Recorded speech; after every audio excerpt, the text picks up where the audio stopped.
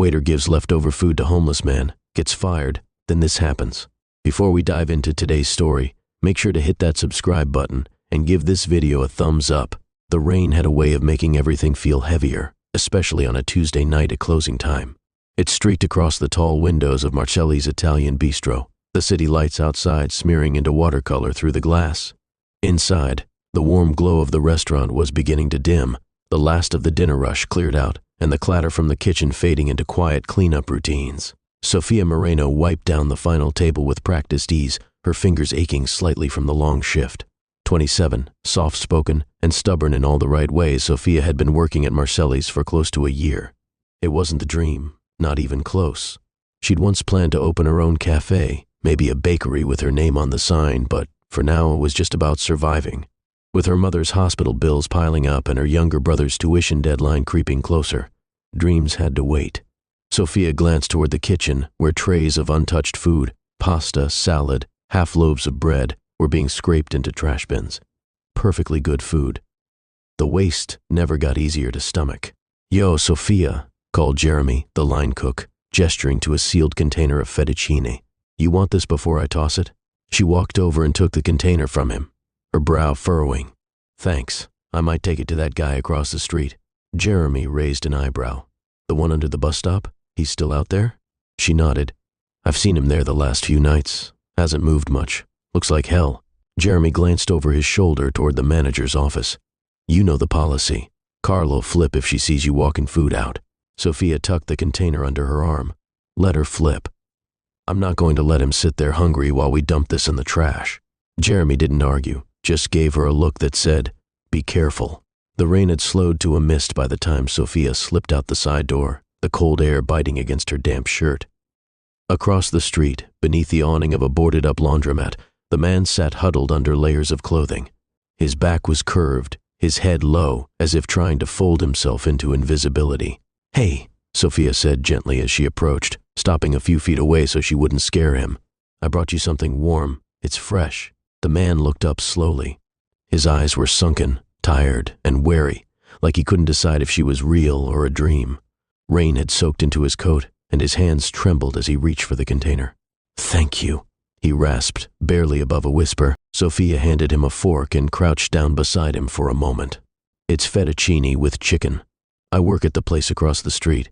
We had extras." He opened the lid slowly, the steam fogging his weathered face. He didn't say anything else, but the way he held the container told her everything. Sofia stood, gave him a small nod, and walked back into the night. She didn't notice the figure behind the restaurant blinds, watching with folded arms and a scowl. Carla Riggs was the kind of manager who ran the restaurant like a tight ship. Mid-40s, iron-pressed blouses, and no tolerance for anything that wasn't strictly by the book. Waste policy was clear. No food leaves the restaurant. Liability reasons, she always said. "We're not a charity. We're a business." The next day, Sofia arrived 15 minutes early, like she always did. The sky was still gray, the kind of morning that felt like it hadn't woken up yet. She was tying her apron when Carla called her into the office. Sofia stepped in cautiously, heart thudding. Carla didn't look up from her clipboard. "You gave food to someone last night, a homeless man." Sofia blinked. "Yes, we were throwing it out. I didn't think." "That's the problem," Carla interrupted, snapping the clipboard closed. "You didn't think. That food is restaurant property. You can't just give it away. What if he got sick and sued us?" Sofia stared at her, stunned. "He's starving, Carla. He didn't ask me for anything. I just saw someone who needed help." "This isn't your personal mission field," Carla said sharply. "We have policies for a reason. I have to let you go."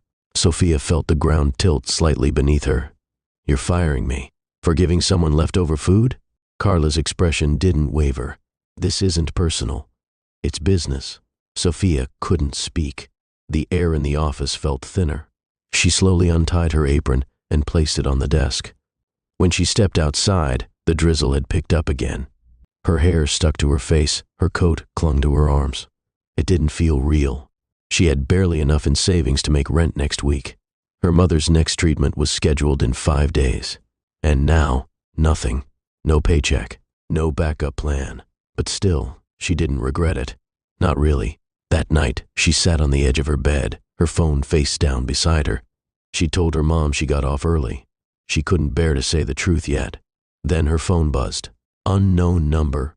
She hesitated, then answered. Hello? A man's voice, calm and clear, came through the line. Is this Sophia Moreno? Yes. Who's calling? My name is Raymond Holt. I believe you gave a meal to someone last night. A man sitting under the bus stop. Her heart jumped. Yes, I did. There was a long pause. Then the man said quietly, That man is my brother. Sophia sat up straighter, her voice soft. I didn't know. I just saw that he looked hungry. He called me this morning, Raymond said. First time in over a year. Told me someone treated him like a person again, that you fed him, that you didn't look at him like he was trash.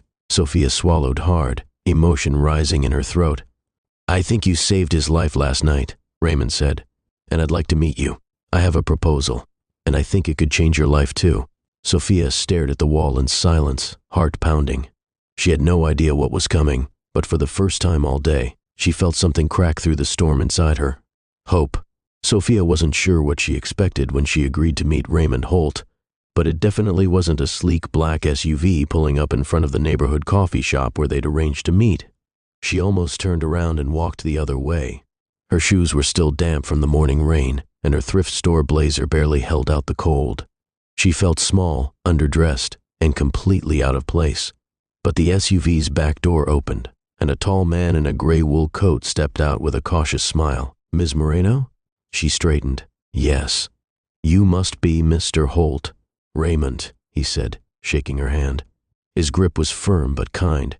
Thank you for meeting me. They walked inside, settled near the window, and ordered coffee. Sophia couldn't help but notice how everyone's eyes followed him. He had that kind of presence, quiet, assured, like he belonged wherever he stood. She, on the other hand, felt like she was standing in borrowed space. Raymond didn't waste time. The man you gave food to, his name is Marcus. He's my older brother. We used to be close. But addiction, mental illness, life really tore us apart. I tried everything to reach him. Rehab, doctors. He wouldn't even return my calls. Sophia listened closely, her heart softening. Last night, Raymond continued, and he called me, out of the blue, said someone showed him kindness, said a woman looked him in the eye, gave him food without pity or fear. He said, Raymond paused, voice thickening, has said it reminded him he was still human. Sophia blinked rapidly. I didn't do anything special. I just couldn't watch him starve. That's exactly what made it special, Raymond said. You did something most people wouldn't, and you did it knowing it could cost you. Sophia looked down into her coffee. Yeah, it did cost me, he nodded solemnly. I heard you were fired. She gave a small shrug. I guess they saw it as theft. That's nonsense, he said sharply. Then he leaned forward. Sophia, I run a nonprofit called the Turning Point Initiative. We work with the homeless, help them rebuild. My team and I focus on getting people back on their feet, jobs, housing, mental health support. But what we struggle with, what we're missing, are people who see them the way you did. She looked up, uncertain. What are you saying? I'm saying I want to hire you, Raymond said. Not out of pity. Out of respect. Sophia froze. Wait. Hire me? For what? Raymond smiled. We're launching a pilot program, community outreach and food access. You'd be the face of it, building trust with people on the street, partnering with local restaurants to redirect surplus food, making real change. Sophia's chest tightened. I'm not qualified. I don't have a degree. I've never run a program. You have something better, he said. Compassion, lived experience, guts.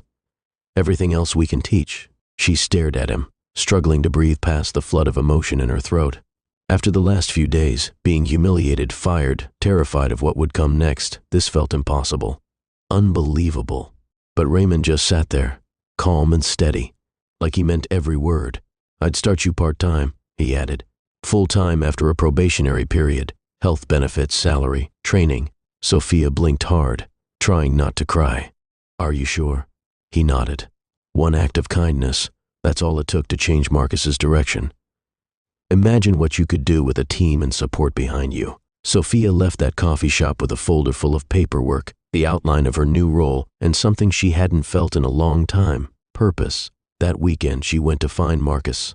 He was back at the bus stop, sitting on the same bench where she'd first seen him. This time, she brought 2 containers of pasta, courtesy of a diner who had agreed to test the food rescue pilot Raymond mentioned. She approached slowly. Marcus? He looked up, eyes flickering with recognition. You, again. I brought food. He took the container, then surprised her with a small nod. Thank you, for that night. I wasn't going to make it through. Not really. Sophia sat beside him, careful not to push. I'm working with your brother now. We're building something, a program to help people like you. Marcus looked away. I've heard it before. I get that. But I'm not here to preach, she said softly. I just wanted you to know that you mattered, that someone noticed. His lip trembled for half a second before he looked away again. They sat in silence as rain fell gently around them. Sometimes that's all it took. Over the next few weeks, things moved quickly. Raymond's team welcomed Sophia like she belonged. She shadowed outreach workers, visited shelters, and helped negotiate food donations from local restaurants, some eager to help, others hesitant. But with her warmth and sincerity, she won them over. Her story began to spread too.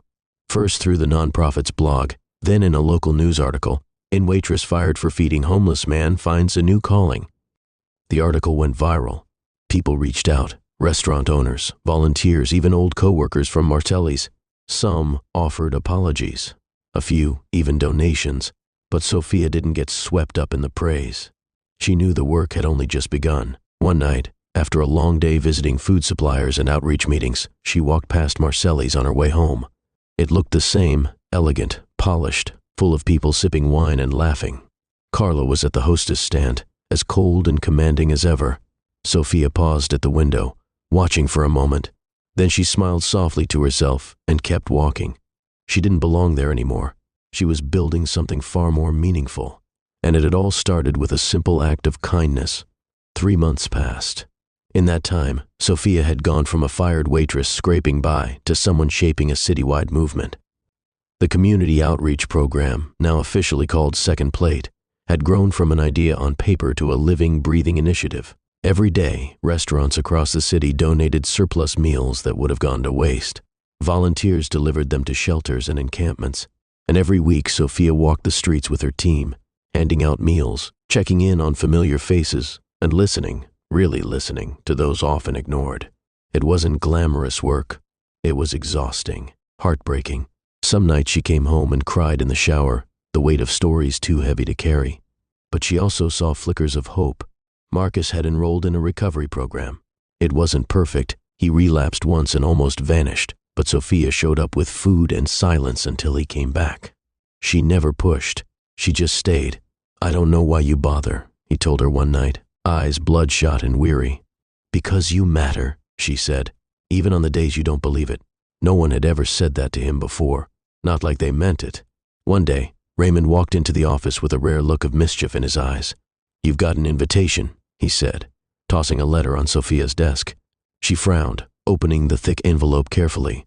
Inside was a formal letter, embossed header, gold foil at the corners. City of Brookridge Annual Community Leadership Award Ceremony. Her name was right there in print.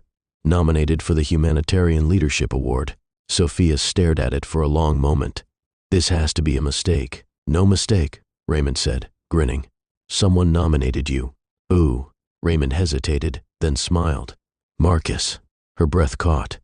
Marcus? How? Why? Raymond shrugged. He wrote a letter. Said he used to believe the world didn't care if he lived or died, but then someone handed him a warm meal and treated him like a person. And now? He believes again. Sophia covered her mouth, eyes wet. I don't even know what to say. Say you'll come, Raymond said. It's time people saw what real change looks like. The awards ceremony was held in the Grand Civic Center downtown. It felt like another world. Velvet carpets, polished chandeliers, linen napkins folded like art. Sophia had borrowed a simple black dress from one of the volunteers and done her makeup in the mirror of the nonprofit's restroom. Her shoes still pinched, and her palms wouldn't stop sweating. As she stepped into the ballroom, heads turned. It wasn't about her appearance, it was something else.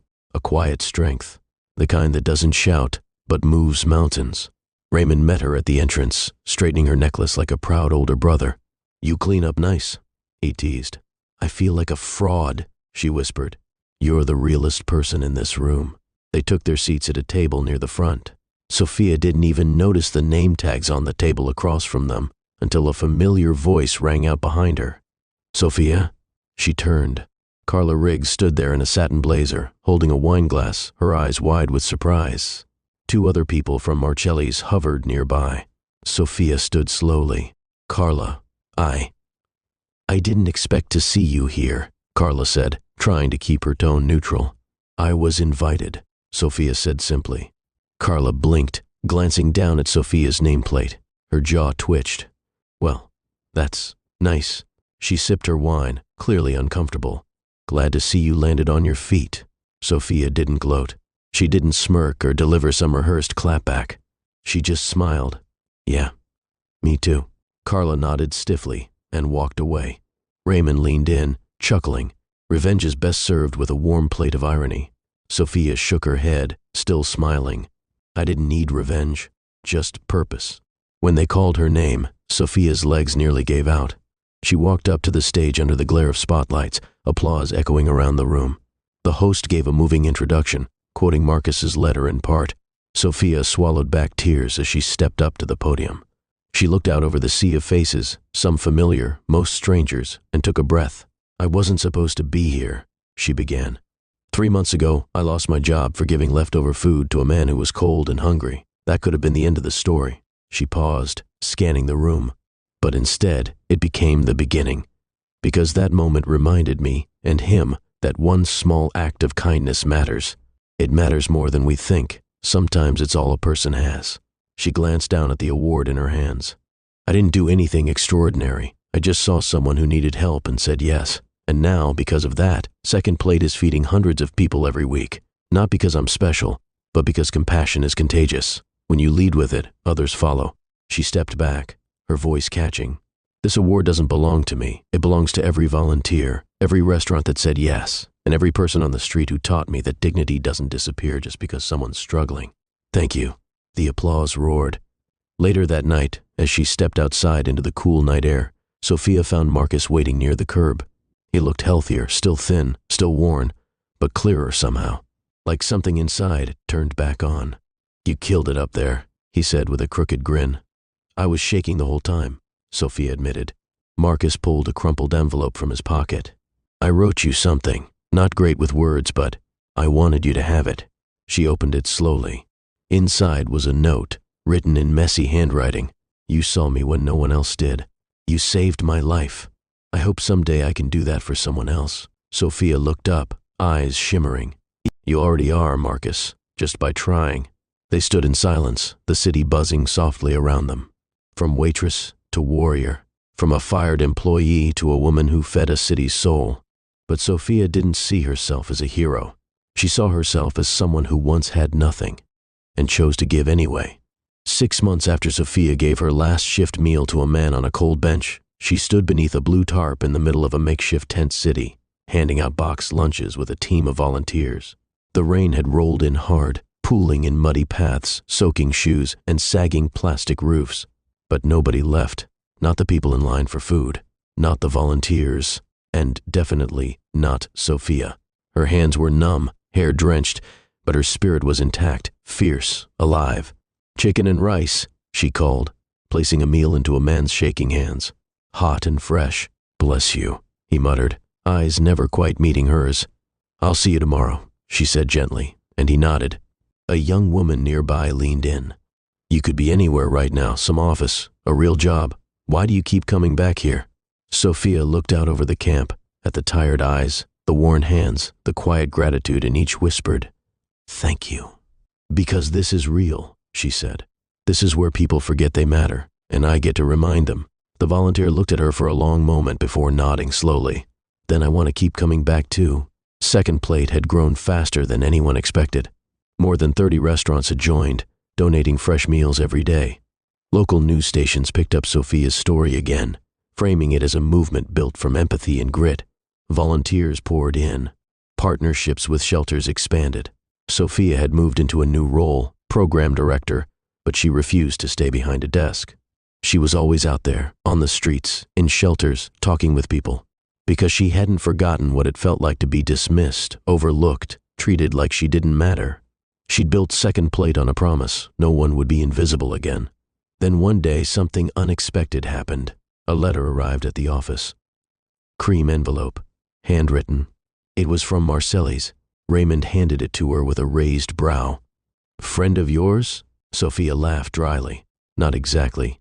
Inside was a short note from Mr. Aldo Marcelli himself, owner and founder of the fine dining establishment that had once fired her without hesitation. Dear Ms. Moreno, it has come to my attention that your initiative, Second Plate, has become a major force for good in our city. I've been following your work, and I'm both humbled and impressed by what you've built. I'd like to extend a formal invitation for you to speak at a charity gala we're hosting next month. We're raising funds for local food insecurity programs and would be honored to support Second Plate as one of our key beneficiaries. Sincerely, Aldo Marcelli. Sophia read it twice. Wow, she muttered. Raymond folded his arms. You gonna go? She looked up. Yeah, not to prove anything, just to close a chapter. He smiled. That's growth. The Marcelli's gala was held in the same ballroom where Sophia had received her award months before. The guests wore tuxedos and gowns. Wine flowed freely. The air was thick with perfume and polite small talk. Sophia stepped onto the stage in a simple blue dress. Not flashy, not expensive, but dignified, as she spoke about Second Plate, about the first night with Marcus, about the lessons she'd learned from listening to people society had written off. The room grew quiet. I used to think being fired was the worst thing that ever happened to me, she said, voice steady. Now I see it was the moment that forced me to live with my values out loud. Eyes around the room welled up. Even Mr. Marcelli himself nodded, chin low, as if privately reckoning with the past. After the speech, guests came up in small clusters, some to donate, others just to shake her hand. Then she saw Carla, standing off to the side near the bar. Sophia walked over calmly. Carla offered a hesitant smile. You were incredible up there. Thank you, Sophia said genuinely. I wanted to apologize for how I treated you back then. Sophia paused, then nodded slowly. Thank you. I accept that. Carla exhaled, surprised. You don't want to say anything else? Sophia smiled, calm and unbothered. I'm not the same person I was. And honestly, I think you're not either. Carla looked down, humbled. You're right. That night, Sophia went home, kicked off her heels, and sat on the floor with a journal. She flipped back through old pages, notes she'd scribbled in her lowest moments. Fears, dreams, what-ifs. She added a new line at the bottom. You don't have to have power to make a difference. Just a heart that refuses to turn away. A year after she gave food to Marcus, Second Plate launched a new mobile food truck, Marcus's Table, serving hot meals 5 days a week to unhoused communities across the city. Marcus himself had become part of the outreach team, still battling his demons, but showing up every day. Never thought I'd wear a name badge again, he joked, slipping on his new uniform. Sophia handed him a cap. You earned it. They stood together as the food truck opened its doors for the first time, a line already forming around the block. Laughter rang out. The smell of warm bread and spices filled the air. And Sophia looked around at it all, people, movement, purpose, and felt something crack wide open in her chest. This wasn't just about feeding people. It was about giving them dignity, a seat at the table, a reminder that they matter, that she mattered. And in a world that had once thrown her away, she'd built something that would never let anyone feel forgotten again. One act of kindness can change a life, sometimes even your own. When the world turns its back on you for doing what's right, keep going. Because what you give, especially when it costs you, is often what grows into something extraordinary.